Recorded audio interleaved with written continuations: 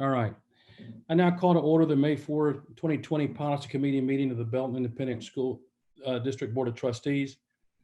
On March 16, 2020, Governor Greg Abbott granted a request by Attorney General Ken Paxton to temporarily suspend a limited number of open meetings laws to the extent necessary to allow telephonic or video conference meetings in response to the coronavirus. In accordance with those suspended rules, we certify the following. Number one, notice of this meeting has been posted online for at least 72 hours. Number two, although members of the committee are not gathered in the central physical location, all committee members are in attendance at this meeting by video conference. Number three, we are meeting by the use of Zoom software application. Members of the public may listen and view this meeting by the live stream provided on the Belton ISD Board of Trustees YouTube channel, which is linked on the meeting notice available on the district's website.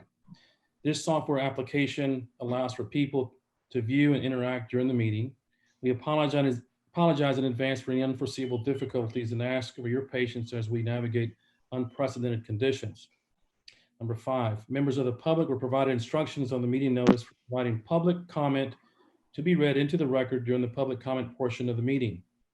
Those who would like to provide comment at a future meeting conducted by video conference or a telephone call should follow instructions on future meeting notices. Number six, all other meeting procedures will adhere to board adopted procedures to the extent practicable.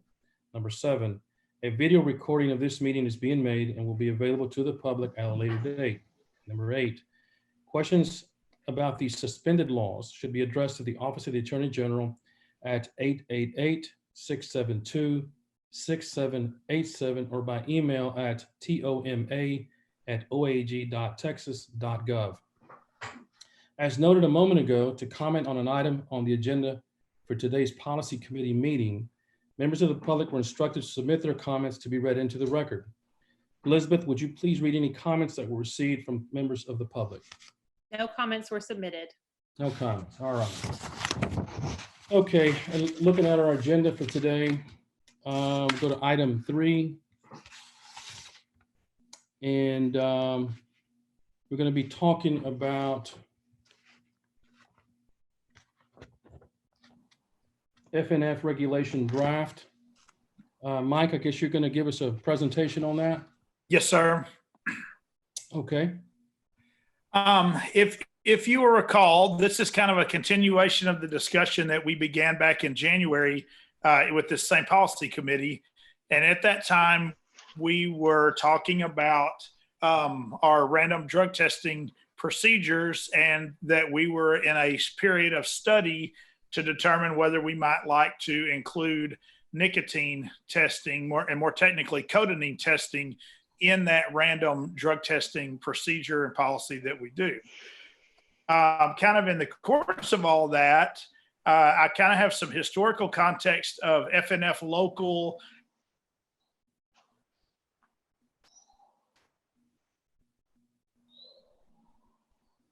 and I'd like to kind of give that background first before we talk about FNF regulation and kind of what that would mean if that's the direction that we do indeed end up going.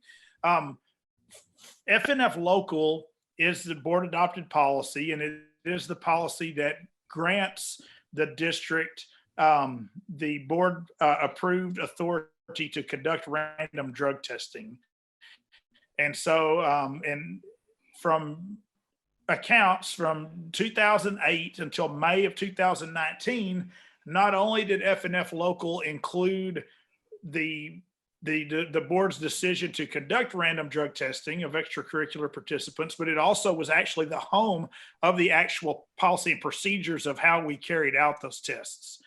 My understanding is, after talking this through with Angela and talking with one of our TASB representatives, or a policy representative, is that TASB kind of recommended that FNF local should include the authority for the district to conduct testing. However, the specific details of the plan should be included elsewhere. So in May of 2019, districts across the state that had that policy included in FNF local removed it and have made decisions basically to house that elsewhere. Some have housed their drug testing policies in FNF regulation.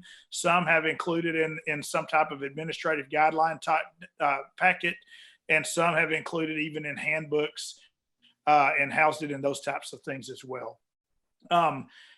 If we do choose to go with an FNF regulation, TASB's clear that it's not recommended to include that as part of your policy manual of the district, and it's not recommended to include that as part of your online policy for fear that it might blur the lines back and forth between what is approved board policy and what is administrative guidelines or protocols to carry out that board policy. So I guess the first point of discussion today would be, and if Rachel, if we could go to page 3 in the packet. TASB does kind of give a brief summary or explanation of the difference between a policy and a regulation, and I thought it summed it up really well.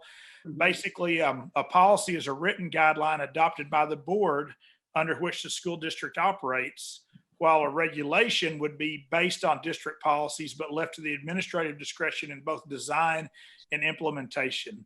And the big benefit of and I think this is where TASB was probably coming from, in not including the specifics of the policy in FNF local would be, if we need to change a regulatory aspect of the policy, we don't have to go through the process of board approval to do that. Maybe it would be how you handle students that are absent on test day, or students that have a shy bladder, or how you go about parent notification and things like that. So to the big benefit of what TASB recommended is that, y'all grant us the authority to conduct the drug tests. It's up to administrators to determine how that policy is going to be carried out. And so I would open up for questions or comments from Dr. Smith or Angela as well in regards to kind of where the briefing's gone so far. Only thing I'll say real quickly on this is that, Mike, I appreciate you walking us through. I didn't know until Mike brought this to me a few weeks ago and we were talking through it. I didn't know that the history behind having it removed from local policy. So we thought this would be a good forum to talk about it with the board. One of the things we wanted to make sure is that y'all know when we take these policy actions in the past, what we're doing with them to ensure we still have the appropriate written guidance if it doesn't exist in policy. So technically, while this probably isn't something that you all have to vote on or anything like that, we're not developing a new policy. We wanted to make sure you were adequately informed of what we are doing as a result of your past actions on that. So I appreciate Mike bringing this to us. We can talk through stuff, and Angela, if she has anything to weigh in on, that'd be great. Matt, what's your take on it? I mean, do you want to stay the way we're doing things now? Yeah, I think there are pros and cons to this. This topic is a controversial topic in some ways. I think districts that have been doing it for an extended period of time and doing it well, which I would characterize Belton ISD as one of those districts, I think it's a positive thing because it has the ability to have parents and the school work together to have a deterrent for drugs, which we all want in our system. We don't want these things showing up in our system. And I think as Mike talks to you a little bit more about this and gets into a few specifics about it, I think this also gives us an entry point to be able to, maybe entry point isn't the right phrase, it gives us another way to tackle some of the challenges that we have with an increased presence of vaping in our schools. I was only here for 10 days in Belton ISD, and so I haven't seen it with my own two eyes, but in talking to our administrative team, just as all the other administrative teams across the state, vaping is becoming more and more of an issue throughout the state and throughout the nation. And so I do believe that some of the things that are addressed in this can help us tackle some of that challenge as well. So Matt, are you saying that you want to keep it where, in looking at the policy says, well, this is what the school board wants. Regulation says this is how you guys are going to carry it out, and you have discretion to carry out the way that you need to comply with the policy. So you want to continue to have that leeway and that discretion. Yes, sir. I think that makes the most sense to me. I think this is one of those topics where I do think it'll end up evolving over time. And I do think that it's important to get a good guideline or regulation, as Mike is talking about right now, and be able to stick to it, but to realize that it's not something that we want to locked into policy necessarily, that this is more that should live in administrative regulations for the most part. Okay. So what and Mike, what you're talking about is the draft that we have here in front of us. This is what we would adopt at some point. Yes, sir. This is what we would use for our district employees to operate our drug testing policy. And for the most part, this is the identical policy that was taken from FNF Local back in May of 2019 at Right. task force recommendations. So yes, this would kind of be the blueprint or the nuts and bolts or the rules by which we would apply the random drug testing extracurricular program. Yeah, and if I might just chime in about these rules, these I think have been in place since 2009, and not much has changed about them over the years. So they've really worked well, and I think there were maybe some questions in the past. Oh, just not questions, but how can we maintain confidentiality on campus? Where should the results, to whom should the results go? What do they do with them once they get them? But so the guidelines that you have are the guidelines that you've been operating under, or the district has for at least 10 years. And the change that's being proposed at this point is including, and then Mike and I realized this recently, but the change would be including some consequences for testing positive for nicotine. So I was unaware, and then Mike informed me that our current provider of testing has been testing kids for nicotine when they run these random drug tests. It's just we haven't had any consequences for nicotine. But they've been testing them, and it's part of the screen that we've been opting for them to run for quite some time. I don't know. We didn't figure out how long we've been testing for nicotine, but probably a long time, right? Don't you think, Mike? It's just been part of that standard screen we approved. They've had the capabilities to do it for quite some time. Yeah. It really only became where districts have started doing it this last school year. With the vaping. So with the vaping becoming such an issue, historically Hamilton ISD, which is a smaller school district to the north of us and to the north of Gatesville, was the first district in the state to implement nicotine testing, but dozens of districts have followed suit since then. And kind of the model that I'm going to walk you through and kind of propose today is real similar to the model that Lake Travis has recently adopted. And we did study some other districts across the state as well to kind of see what they were doing. And we really wanted something that was heavy on more of an educational and a discussion component and less of punitive consequences immediately for nicotine. If you look at whether in our penal code or in student handbooks, the punishments for a nicotine offense generally don't elevate to the same consequences as a drug or alcohol offense. And we kind of thought that it would be appropriate to mirror that in our consequences if we do indeed adopt cotinine or nicotine testing. I would say if we can go to page 4, Rachel, on kind of talking about why would we want to test for nicotine? If it's not going to have the same punishment range, if it is going to be looked at differently than alcohol and drug testing, why would we want to go to a nicotine testing?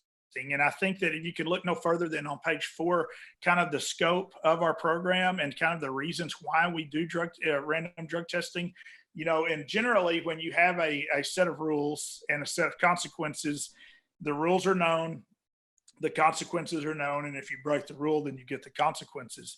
But has long been established over the last 25 years or so with the random drug testings, the goals are a little bit different. The goals are to give students a reason not to engage in that behavior to begin with. And we kind of clearly define kind of what the goals of our random testing policy would be, is that we wanted it to serve as a deterrent for the use of alcohol, nicotine, and illegal drugs. We want to offer students a vehicle by which to resist peer pressure regarding the use of those things. We want to provide a source of support and assistance for our students as they try to avoid the use of alcohol, nicotine, and illegal drugs. We want to teach students self-responsibility for one's decisions and actions, and we want to ensure the health and safety of students. So when you look at nicotine, we would like for students to know if they're going to be nicotine tested, hopefully the goal would be that gives them a deterrent to say no to that use, because they know that they may be part of the random testing. And then I think it's really important, as you talk about health consequences of nicotine, that final goal of trying to help to ensure the health and safety of our students who might represent our schools. So that, when you look at, without getting into the nuts and bolts yet of what we would do if we did have a positive nicotine test, wanted to kind of review the goals of any substance or any type of random drug testing program, and that is to give kids a reason to say no, and give kids who know that another student's going to be tested, maybe to take a little bit of the pressure off them to try to get them to engage in certain behaviors. And going, Manuel, you asked me, my thoughts on it and stuff. So there's two key things in all of this. And I think Angela and Mike both alluded to this.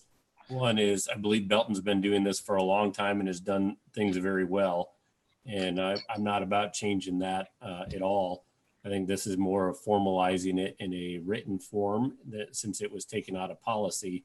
Second is trying to make sure that the board is well aware when decisions are made, when something is taken out of policy in the past. I think it's important for us to make sure that we inform you as board members how we're carrying those things out. So tonight, the presentation is really about making sure that you all know the administrative piece of this and the how behind something that used to exist in policy.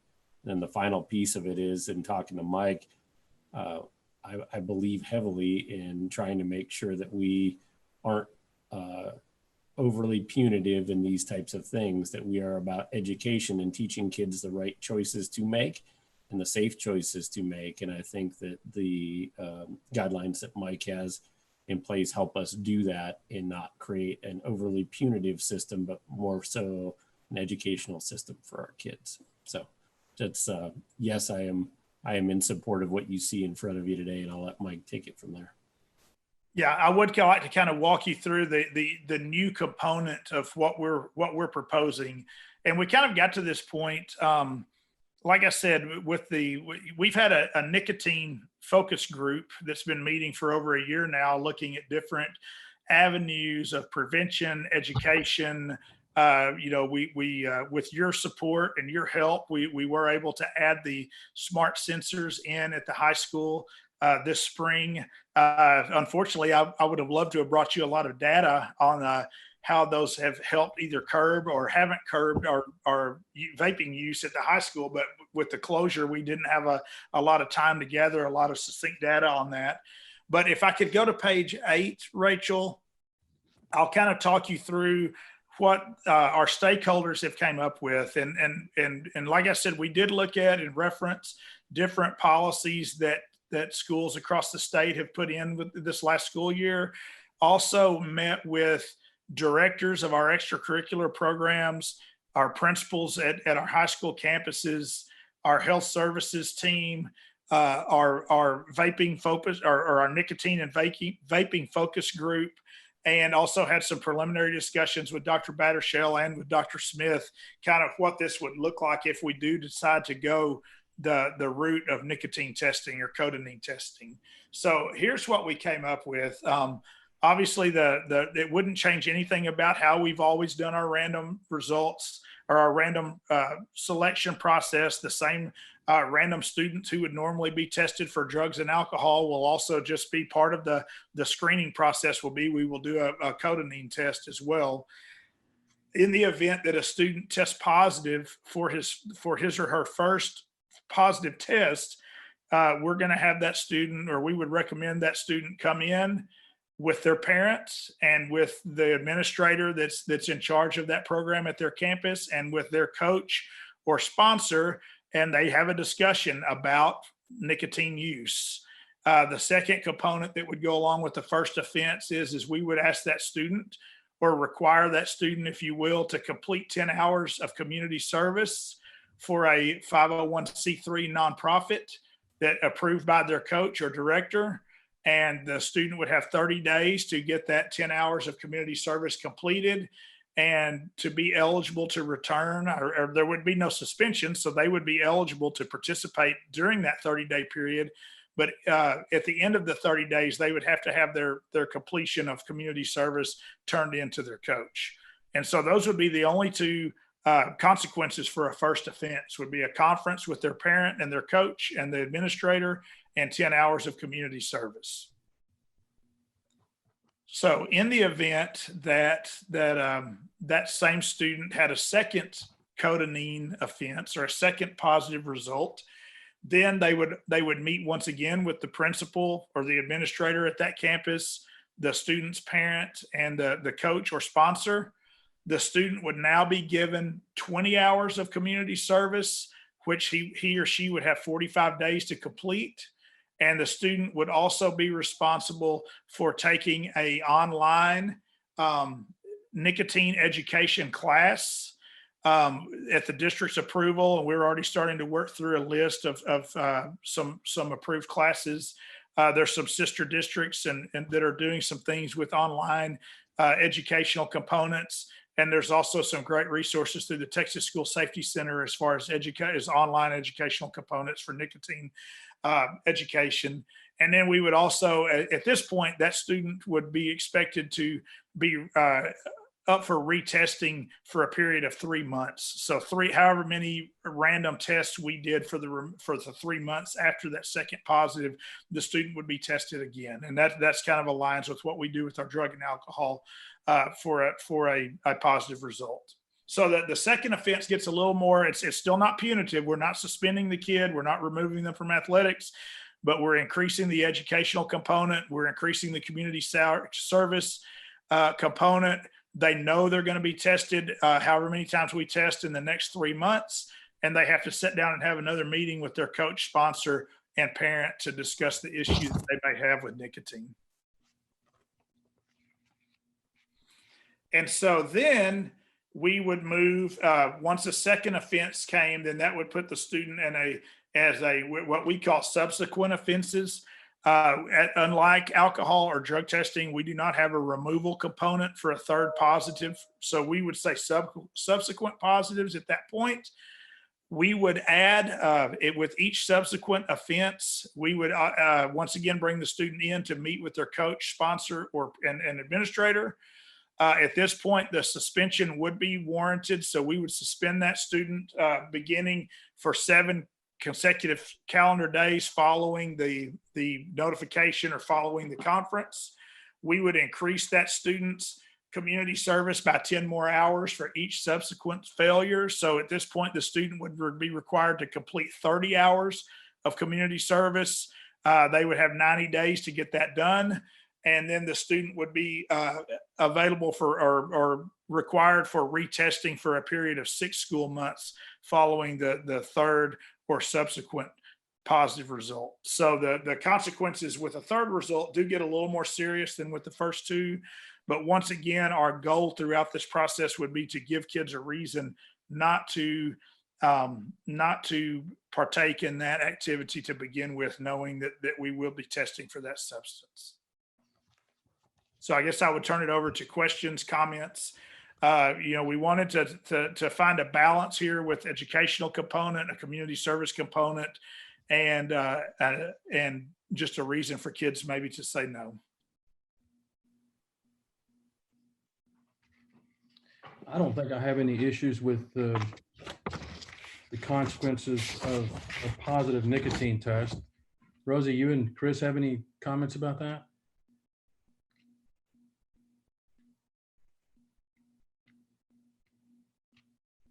Hey, Rosie, I think you're. Is that better? There you go. Okay. I am fine. I do not have Any questions? I did have a question just about how you are selecting the program, but I think you answered that, Mike, in terms of working with the School Safety Center. I would just be curious on how often we're evaluating the programs that we're choosing to educate our kids, but that, I think you addressed it, but that would just be an ongoing question, I guess, for me. I think we would probably want to handle that similarly to how we do our counseling and the drug and alcohol component of our program, is that there is some aspects where they have to go see a drug or alcohol counselor, and we provide them. The district provides a list of some counselors in that regard. I think the same thing would be true here. We would want to vet 3 or 4 great options and then provide that list to say these are the choices. And I would want to evaluate that annually and make sure that we get the best resources available for this program. Yeah, I don't have any questions about like the nicotine component of this. I think as I read through it, I had some other questions or notes kind of looking at the policy as a whole, but we can certainly cover that when we're done with this section.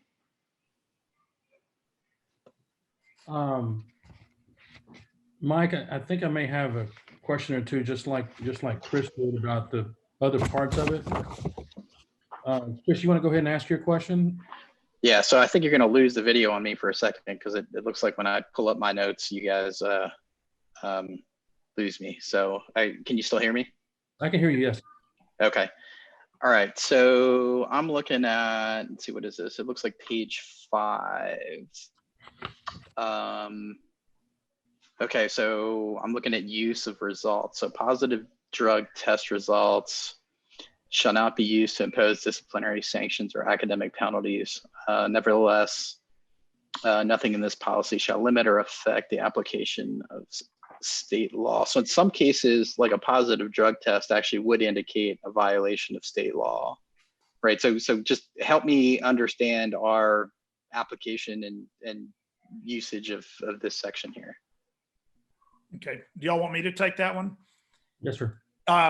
We basically, that first paragraph is assuring the family that this is not part of their permanent student information disciplinary record, or they cannot be used to put an academic penalty. Meaning, if you were to whatever extracurricular program you're with, your grade could not be diminished because you had a fail on a random drug test. I think the second paragraph there is alluding to the fact that while there, and as far as the disciplinary sanctions means, there are some punitive consequences that result in you have to go see a counselor. You may have a suspension from athletic competitions for a while. In an extreme case, it could be a removal, but nothing would go in as far as there would be no DAP placements or anything like that would come as a result of a positive test result. I think the second part is just saying if indeed, though, you did break the law and there was something outside of the random test result that would, the student code of conduct or state and local law would supersede that. And I'm thinking that would be more along the lines of possession on school property or under the influence on school property, which would not be something that would be found in the random result. Okay. All right. So further down that page under confidentiality, so all test results shall be destroyed when the student graduates or transfers from the district, which it sounds completely reasonable to me. I don't know how many students actually transfer out of the district and then back in, right? And so, I don't know, just the thought I had as I was reading it, would we ever want to hold on to those, not on immediately transfer out, but for some period that would cover them transferring back in? I don't know. Maybe held until the period of time when they would graduate, whether they were here or not. I think that would just be a clerical duty that our assistant principals that are in charge of these at the campuses could easily do that. And since these are kept as a separate documentation, they don't go into the student's permanent file. One assistant principal usually is the holder of all of the records in this, and it is also responsible for the destruction of those records. So that I don't think that would be a violation of that student's rights. And I certainly don't think it would be difficult to maintain those records until the time when that student would graduate. Yeah. Okay, so if you don't mind, I'll just keep going here. So the next page, page 6, let's see. So I'm just trying to understand the sample size, right? So under random testing, so up to 10% of the students participating in the extracurricular activity shall be randomly selected. Okay, and then the very next paragraph, the drug testing laboratory shall use a random selection method. So are we selecting 10% of the students, and then the drug testing company is selecting some subset of that? Is that what the population is, or? No, and I think the 10% is the ceiling, so we could go up to 10%. Currently, we've been doing 50 at a time, which is a 10% with us would be about 160 students per month. And that even at 50 with 2 testers, 2 assistant principals, and security guards, 50 is still a fairly large number to manage. So we've settled on, at least for the last 8 or 9 years, the months when we've tested 50 per month, which is well under the 10% sample, but it is a manageable number. What was the second part to that question? Where we were doing the 10%, we're only doing 50 per month, and which last year we had about 1,600 kids in the pool, so about 160 would have put us at 10%. Yeah, so if you look at, I guess, paragraphs 2 and 3 that are on the screen, right? So it looks like we are selecting up to 10% of the students, and then the drug testing laboratory uses a random selection method. So are they selecting a subset of our up to 10%, or like, are they selecting a subset of our 50, or are they testing all of our 50? I mean, it's minor detail. I was just curious when I was reading it. They're selecting the entire sample each month. They're selecting. We don't select any of those. So basically, and my understanding is, doesn't the high school send them the list of kids at the beginning of the school year? We do. Yeah, and then they randomly select 50 kids each month. So they have the list, and I don't know how often the high school updates it for them, but they have the list of all the kids and they randomly select them. Okay. We do. And they actually select them by ID number. They don't select them by name, and they have an Excel document. They have the ID numbers, and they basically do a different, I think you can sort by random I actually have the procedure that they go through. And they basically take the ID numbers, they sort them by random, and then they just take the first 50 names on the list and they send those ID numbers back to us whenever, like 2 days before the testing. Gotcha. Okay. So I think I just had one more. So on page 5 under positive test results. Where'd it go? Yeah, I don't see it on the screen. We've got some duplicate language in there. It's the positive test results section. There we go. So the very first sentence here, right? An initial positive test shall blah, blah, blah. It's the same. We've got a duplicate sentence at the bottom of paragraph 2.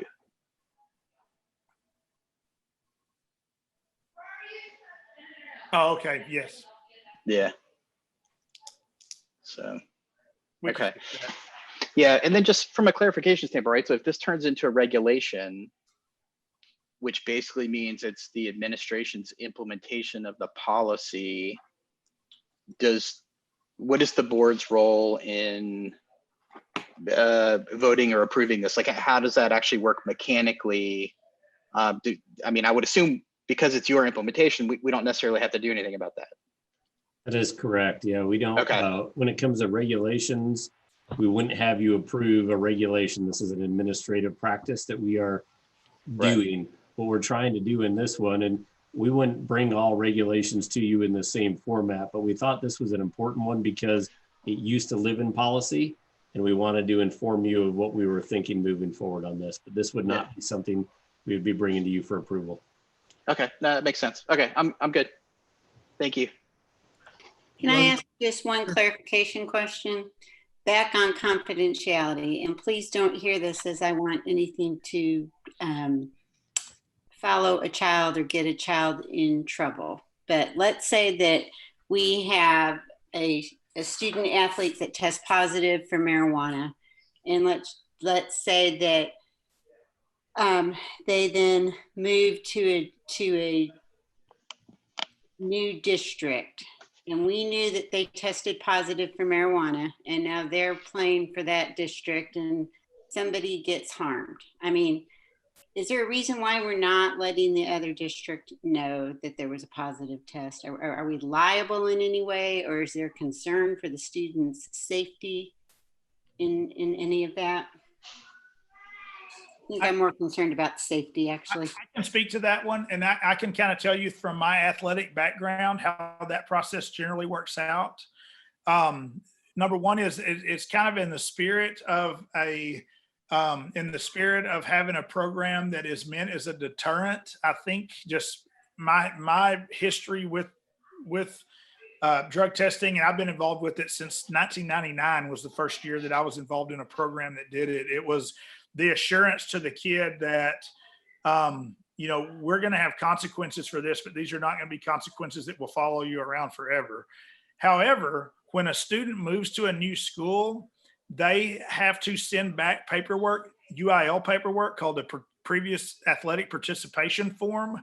And on that form, there are 6 questions. And the questions are, did this student move for athletic purposes? Did this student ever quit a sport while he was in your program? Was this student ever suspended from competition while he was in your program? And generally, you have to answer those questions honestly. So if a student was suspended and then moved to another district, you would check yes.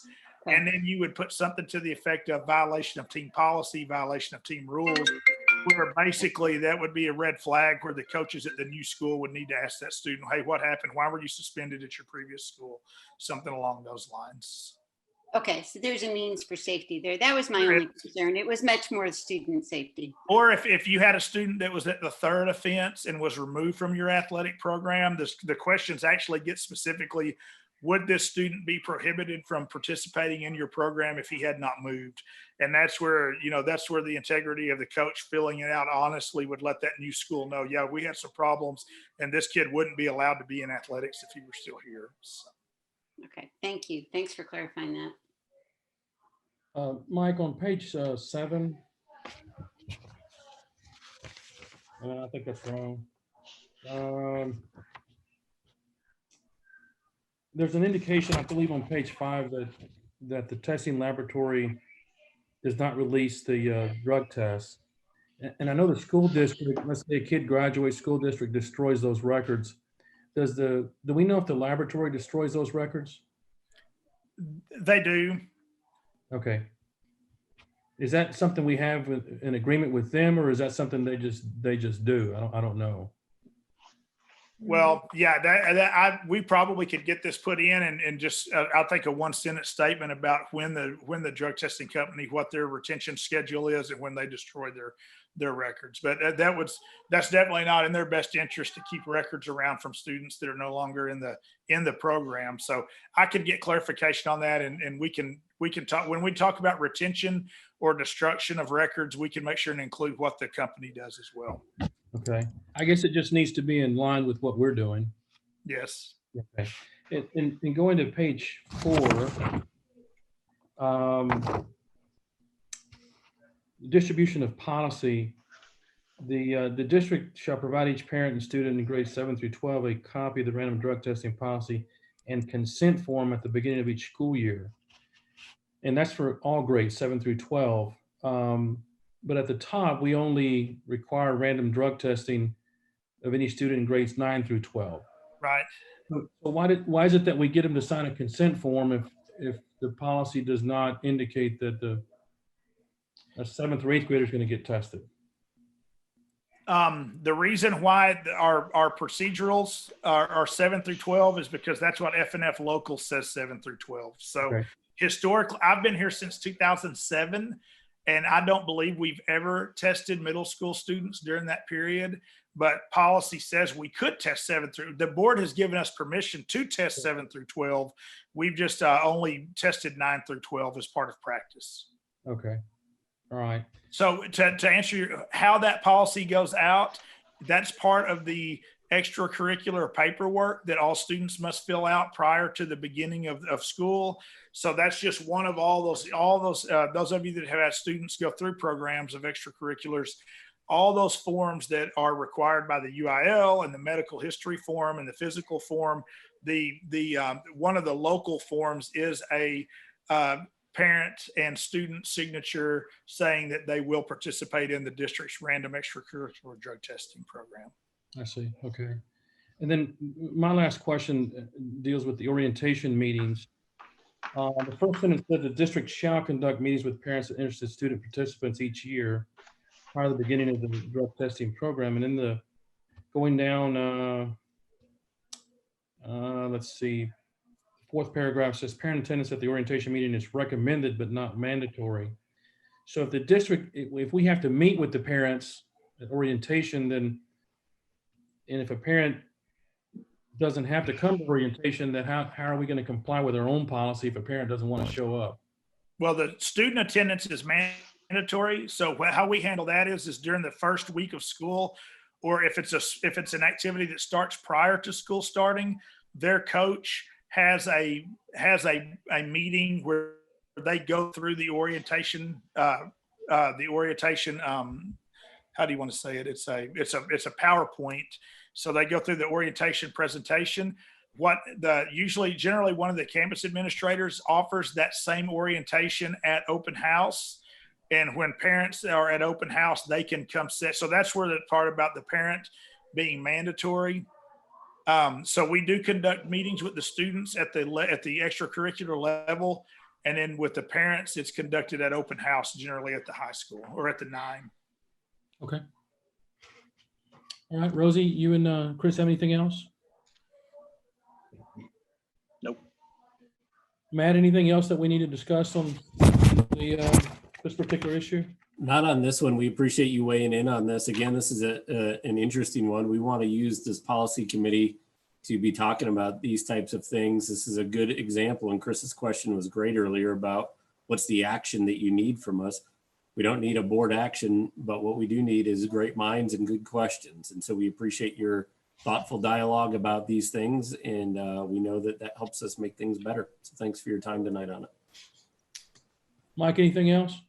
No, I just appreciate the discussion. And, we just want to be completely transparent with where we think we would like to go with this. And the bottom line is you would never want to do a random program if you did not really believe that it gives kids a reason to say no.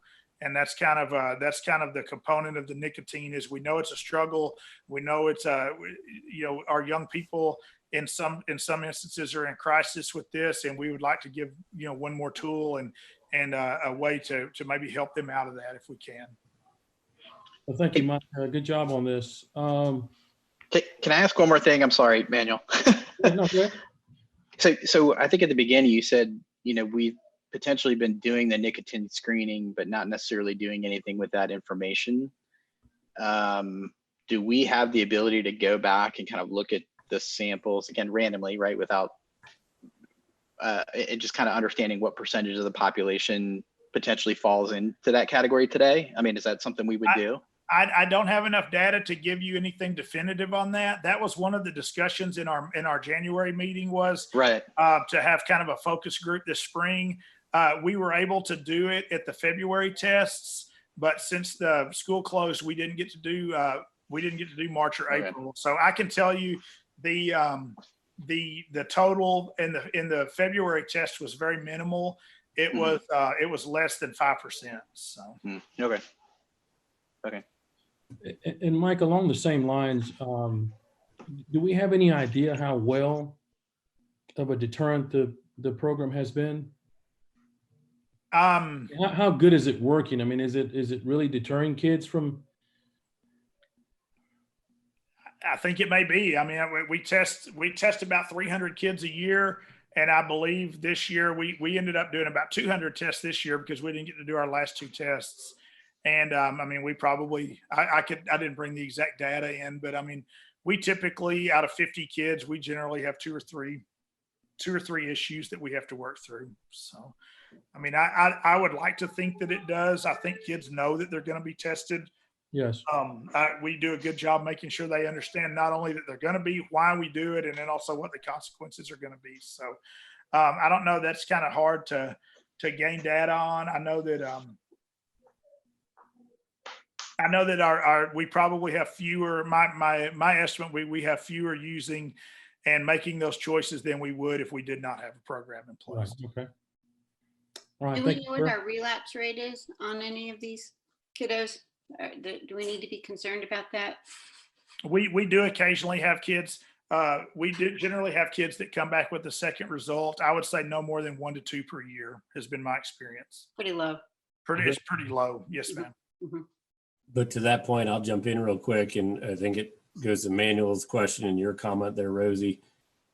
So the thing that drives me in all of this is whatever we can do to deter kids from behaviors that are going to jeopardize their health and safety. And so, yeah, we definitely, anytime we have these positive results, and definitely repeat offender results, we're concerned about that. And my hope in all of this is that we continue to increase the educational components and the wraparound services for kids, because number one goal that we have in all of this is to educate our kids. And this is part of their education, hopefully, in the grand scheme of things too. So I appreciate Mike's focus on this. And, you know, last meeting we had Deanna come in and talk quite a bit. Mike's done a lot on this one. Our leadership team has done an outstanding job from my point of view on really tackling some of these tough issues, and very thankful for Mike and his work on this. And I fully support that notion of trying to increase education and keep kids safe. So yes, I'm concerned about multiple offenders, and we will continue to work to figure out those wraparound services for kids to help keep them safe long-term. All right, well then we'll move on to, well, Matt, looks like you've got B and C, educational philosophy, and then board legal status, powers and duties. So you've got. Yeah, thank you, Manuel and Rosie, Manuel, Chris. This is these two things are just for your information. There is no action needed for you at all, but we are going into a workshop on Wednesday evening in Team of 8 training, and where we're talking about goals and the responsibility of the school district and all of this. And so I wanted to share these just with you also. If there's any policy questions that come up, you've taken a closer look at some of these policies along the way. I'll refer to you page 10 first in all of this. And at the beginning of that, it talks a little bit about the board. This is a legal policy, AE legal, and it talks about the board's role in adopting vision statement and comprehensive goals for the district and the superintendent. I think sometimes, I've mentioned this before, sometimes districts get a little sideways and it's only the superintendent giving the district and the board goals, and these are the goals given to you all. I think that the role of the board is more deliberative in nature. And so if you go scroll on down, you see, you get down to page 12, and we get into BAA legal. And you see that the board's mandatory powers and duties talk about number 2 on that page, adopting a vision statement and comprehensive goals. Number 3, establishing performance goals for the district according to academic and fiscal performance indicators under education code there. So there is a role for the board's voice to be heavily influence some of these goals along the way. So I just wanted to make sure that we're pointing some of these things out. As you see, you also have a role there in forward to provide oversight regarding student academic achievement. I know that that's been a tricky one in the past, and you've all begun some training in the past few years on Senate Bill 1566 and the board's role in some of those achievement goals. And then number 5, ensure that the superintendent is accountable for achieving those goals that are laid out there in performance results. And then you scroll on down a little bit more if we get into the next policy, which goes to BAA local, and that's on page number 16 of your packet, the last page. It talks about the board shall be a deliberative body operating in the best interest of the district and of the students of the district based upon best available evidence.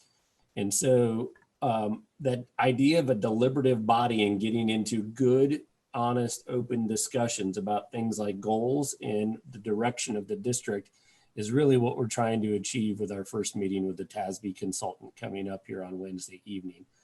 I don't want to belabor any of this, but I wanted to make sure that you all had these policies at hand in case you had anything on in the back of your mind about what the board's role really is regarding goals, what the superintendent's role is. And I think it's us working together to create goals and direction for a school district. And there is a deliberate role of the board to help set those goals and to also monitor performance along the way. So this is just for your information, a couple of policies as we dive into some discussions on Wednesday evening. Matt, it seems to me, obviously, these policies in our board duties will come up in our Wednesday meeting, I'm sure. Absolutely. And that's why I thought it might be good for us just to share them with you all ahead of time so you have them, because there is some foundation and policy for getting into good discussion about goals and setting those for the future. So I just wanted to make sure you were armed with that. Yeah. I don't think So can we also distribute these to the full board, not just the policy committee? Absolutely. We will. Yeah. I'll have Connie get those out to everybody prior to Wednesday. Yeah. There was one special note going through here, the mandatory duties of the school board. That kind of caught me, and in recent history, this was interesting. So I noticed there isn't a mandatory policy about approving hires. Yeah, and so at some point I would like to talk about how does that happen, right? And when we do that, I think ceremonially in the board meetings, like what are we actually doing there, right? Yeah, absolutely. Angela, I don't know if you want to weigh in a little bit on this. A lot of this comes down to policies that the board has adopted locally and authority that they have given to the superintendent along the way. Angela, do you have anything to weigh in on that one from Belton ISD perspective from the past? Well, so the board's delegated to you the authority to hire and fire all of your professional employees. Well, let me back that up. I think ultimately it is with the board, but administratively, of course, the superintendent's the one that's hiring, and then he can't fire without your approval. Actually, not a term employee, he can non-term employees. I think it gets down to, since administratively the superintendent is on the ground with employees and is overseeing the management of your HR department. I think technically, and I think I looked this up, I think when we were talking about recent hires a few months back, technically the board's the final decision maker on extending contracts, and the board president signs those contracts. But I think logistically,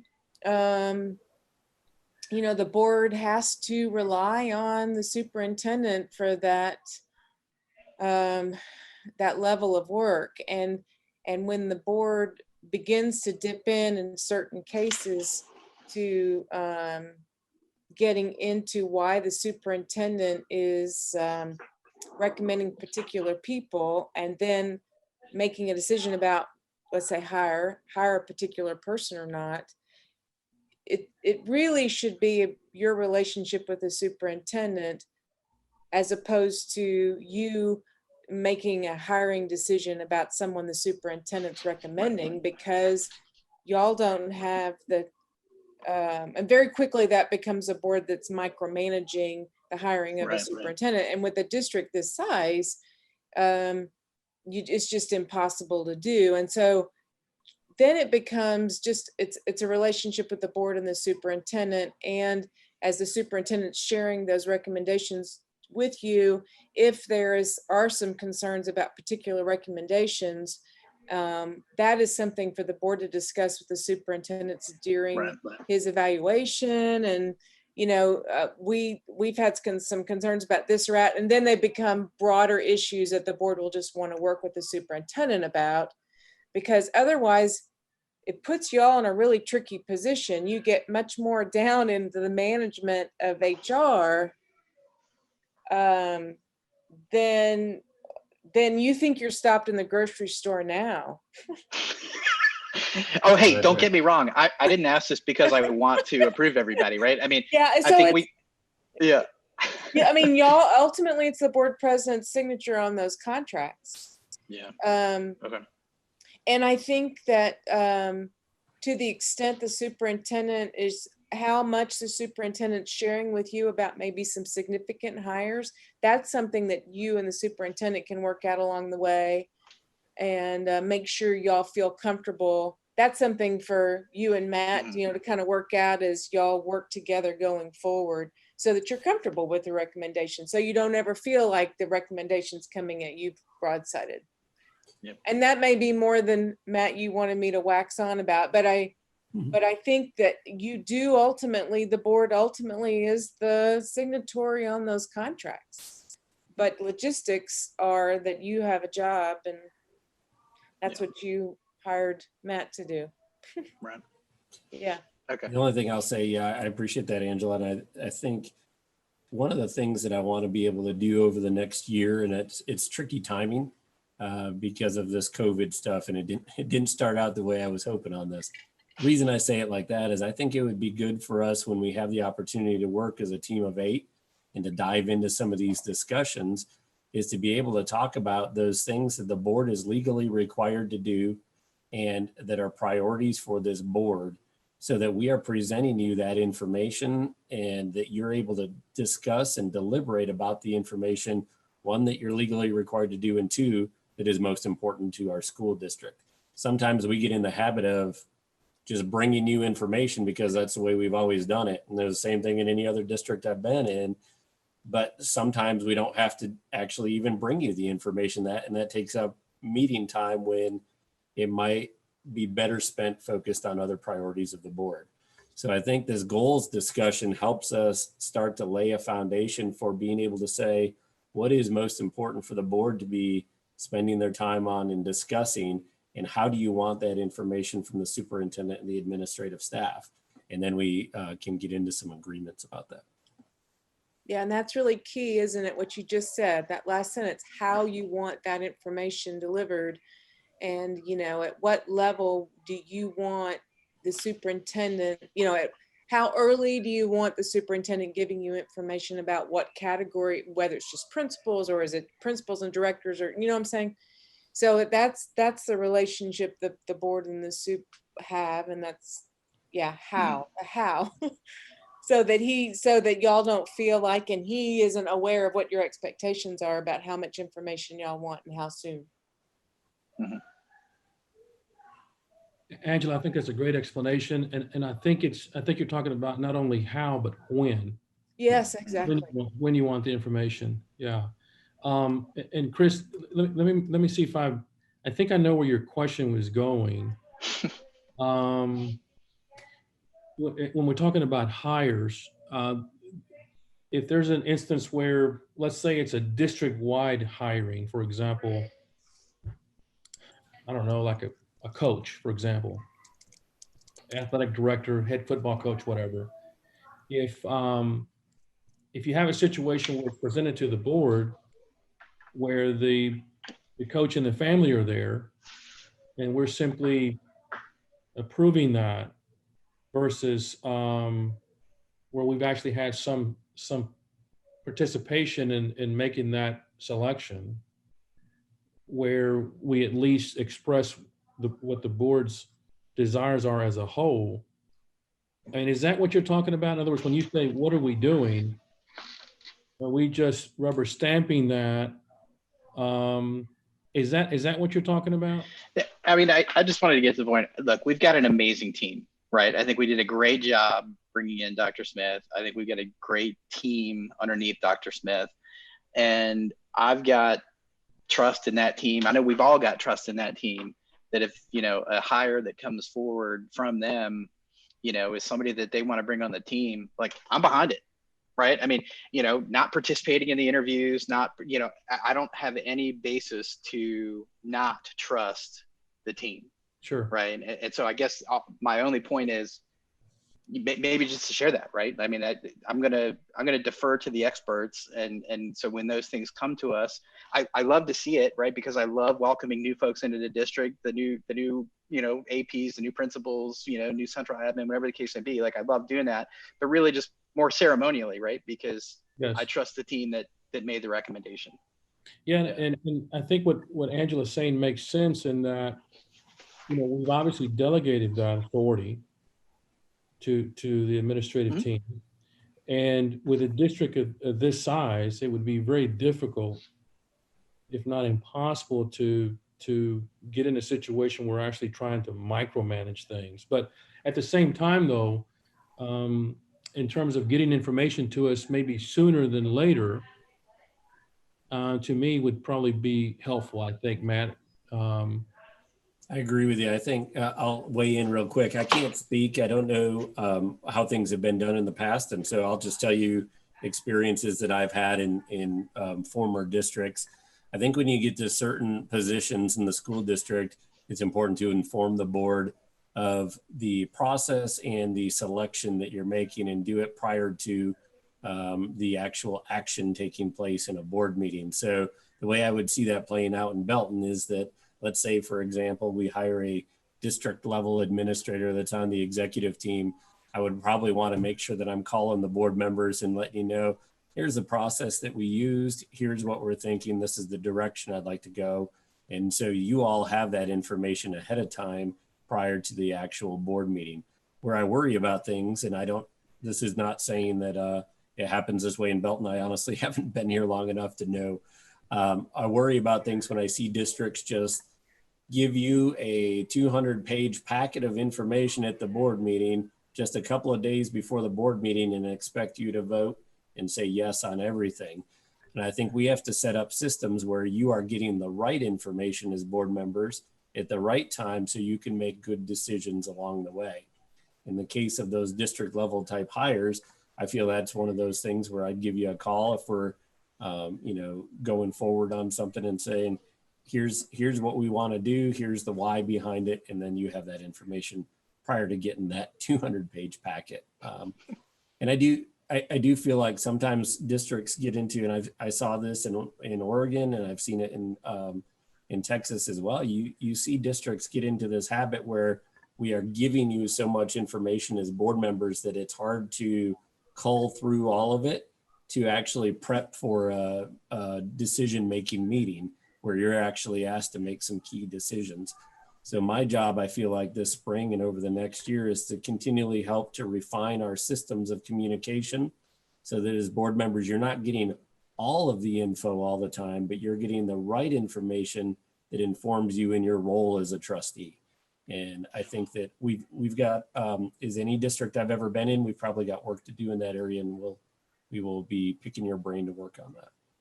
And Okay. just to wrap, well, not to wrap it up because y'all may have more questions, but it's DC local. So as y'all go into your team building, if that's something y'all want to take a look at and discuss, and the board retains final authority for employment of any personnel classified as an administrator. Mhm. And again, even though the board retains final authority for an administrator, the board's not involved in the process in the interview, just kind of repeating what I had said earlier. But anyway, it's DC local, and then your local, so it's an X policy. I know we've talked about this before. So it's not a standard TASB recommended policy. I don't know what's different about it than what a TASB option would be. And the last time y'all took a look at it was in September of 2017.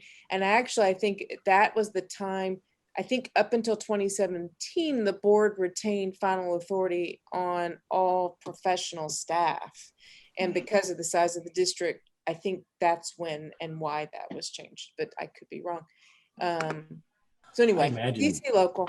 Yeah, I imagine you're right on that one. I would have a hard time. So in the hiring process of a district this size or a couple thousand students less, and only having the board meet once a month, I would have a hard time believing that you could actually hire and effectively and turn around and get people moving So I can see why they probably did that back in 2017. Exactly. Well, exactly. And I think it was a recommendation from Todd because he was feeling like it was slowing him down. And to get the best hires, you need to have the ability to move quick. Well, the best people, you do need the ability to move quick so you don't lose them. And then it was combined with size. Yeah. Yeah, I didn't mean to drive the train completely Well, off the tracks. Sorry. And well, then I thought I'm going to find it. So there it is. And since y'all are having this conversation next week, that's a good one to talk about. I mean, as I was prepping, I just chuckled as I was reading through, and yeah. So I'm done. Sounds good. I appreciate the question. I've been trying to say that in multiple ways in my communication with y'all on a weekly basis. Is I think our job is to give you the right information that allows you to feel comfortable to make good decisions, and to give you that in the best time frame for you too. And so as we continue to work together over the next few years, let's keep tweaking things and try and make sure you're getting what you need. But at the same time, Matt, I want you to understand that I'm not one that believes in micromanaging. I mean, just like Chris said, I mean, we think that we chose the best guy for the position. I don't want to tie your hands. I want to let you loose and do your job. So just like Angela said, I think with a district this size, we can't micromanage. We got to trust the folks that are in place to carry out these policies, and that's the way that I look at it. And I think all of our folks feel that way. I do.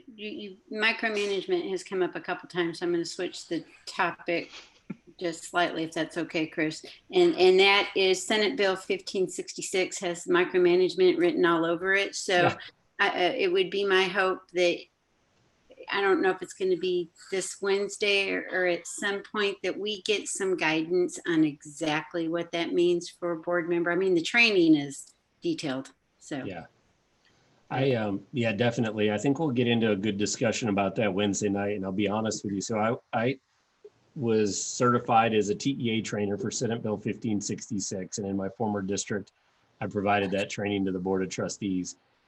Yes, I agree with you. I think the way that is created, it has micromanagement kind of written all over that. And that's my personal opinion on that. But I think there are some roles that we have to talk about what the board is comfortable with in setting direction for the school district and ensuring that we're making progress toward that direction. And if our core purpose is really about educating kids, how we measure that. I think Wednesday night is going to be a fascinating discussion because this discussion on goals and Senate Bill 1566, what most districts have relied on is STAR scores. Well, guess what? STAR scores just had a pause button pushed this year. And there are a lot of things, a lot of implications because of that.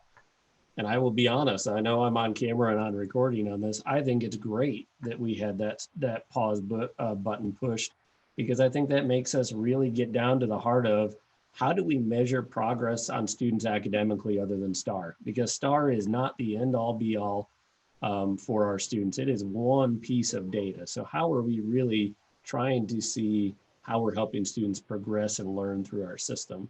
And I think it's good, hearty, wonderful discussion that we need to get into as administrators first, because we've got to check our systems if STAR scores are the only thing we ever rely on. And I think this gives us the opportunity to do that. So I'm really looking forward to a good goals discussion and to start partnering with y'all on this, because I think we're ripe for some great change right now, and I'm excited for it. Matt. Rosie, anything else? Nope. Thank you. Matt, anything else that you want to talk to us about as far as your presentation today? No, sir. Thank you very much. Appreciate your time. And I can't tell you how much I appreciate you all spending time with us on Wednesday night too. So looking forward to spending more time with you coming up. Any issues, concerns for future agenda or administrative reports from anybody? None? All right, then we'll see you guys on Wednesday. We stand adjourned.